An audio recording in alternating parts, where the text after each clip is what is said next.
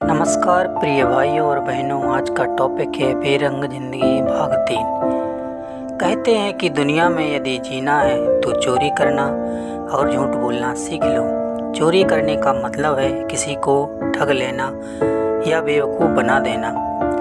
लेकिन हम तो राजा हरिश्चंद्र थे। हुआ कुछ यूँ, जब मैं 2वीं कक्षा में था, प्रार्थना चल रही थी। मैं लाइन में खड़ा हुआ था कि पीछे वाले ने मुझे धक्का दिया तो मैं गिर गया और मुँह से निकल गया ठठरी के बंधे। लड़के ने मेरी शिकायत इंग्लिश के आचार्य से कर दी, जो बहुत जालिम था। दिल दहल जाता और शरीर कांपने लगता था जब वह स्कूल में प्रवेश करता था। वंदना के समय लाइन में बैठे सभी के सिर में लाठी खटखट करता तो कभी सवाल ना बनने पर लड़कियों की चोटी पकड़कर उठा देता था। मेरी शिकायत उससे की गई तो मेरा दिल बैठ गया। पता नहीं कि अब वह क्या करेगा। एक जोर का थप्पड़ पड़ा, सब चुप हो गए। 5 उंगलियां गाल पर छप गईं। पहले का स्कूल था, कोई माता पिता कुछ नहीं बोलते थे। ऊपर से कहते हमारी तरफ से पूरी छूट है, जो करना है सो करो। लेकिन आजकल पिटाई लगाना तो दूर, डांट भी नहीं सकते। इसके पहले हम बहुत कम स्कूल जाया करते थे। हमारा अधिकतर टाइम बारी में व्यतीत होता था। वह हम छोटी सी झोपड़ी बनाकर रामू के साथ खेलते थे। रामू पिल्ले का नाम था। एक दिन आचार्य जी हमारे घर पहुंच गए और कहा कि आपका लड़का स्कूल नहीं आता। फिर क्या था? जब मैं घर आया तो पापा ने आओ देखा ना ताओ जूता उतार कर 4-5 जड़ दिए। पापा ने हमें कभी हाथ नहीं लगाया था। आज इतनी पिटाई खाकर मन भर गया। ठान लिया था कि आज के बाद कभी स्कूल नहीं चूकेंगे। दोस्तों से एक कदम आगे या पीछे चलना हमारे लिए एक नियम से कम नहीं था। यह नियम हमने बनाए थे या हमारे रहने वाले तौर तरीकों ने, पता नहीं। घर की चौखट से बाहर कदम रखना हमको कभी सिखाया नहीं गया था। घर से हार और हार से घर, बस यही हमारी दुनिया थी। जब कभी दोस्त लोग खेलते तो हमारा काम लगा रहता था।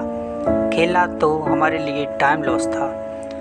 घर से बस यही हमारी दुनिया थी। गांव से 5 किलोमीटर दूर हमारा नाम 8वीं में लिखा गया।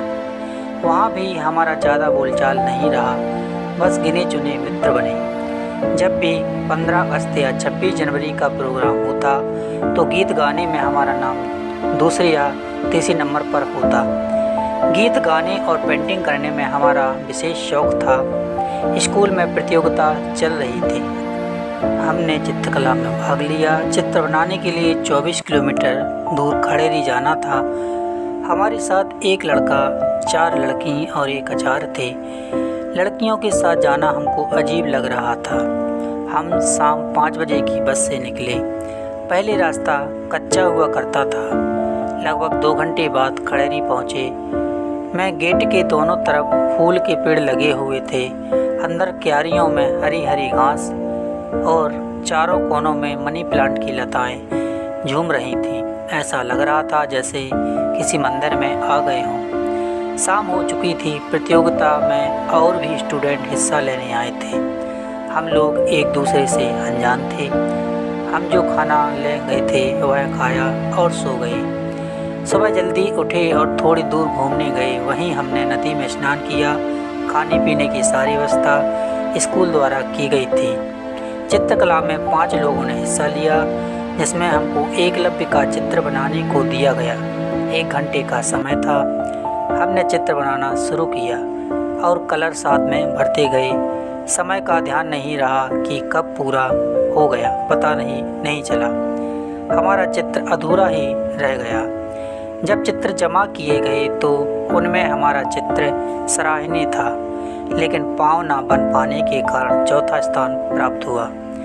तब से हमने चित्र बनाना छोड़ दिया और पढ़ाई में ध्यान लगाना शुरू किया। यदि कहानी अच्छी लगी हो तो लाइक और सब्सक्राइब जरूर कीजिएगा। धन्यवाद।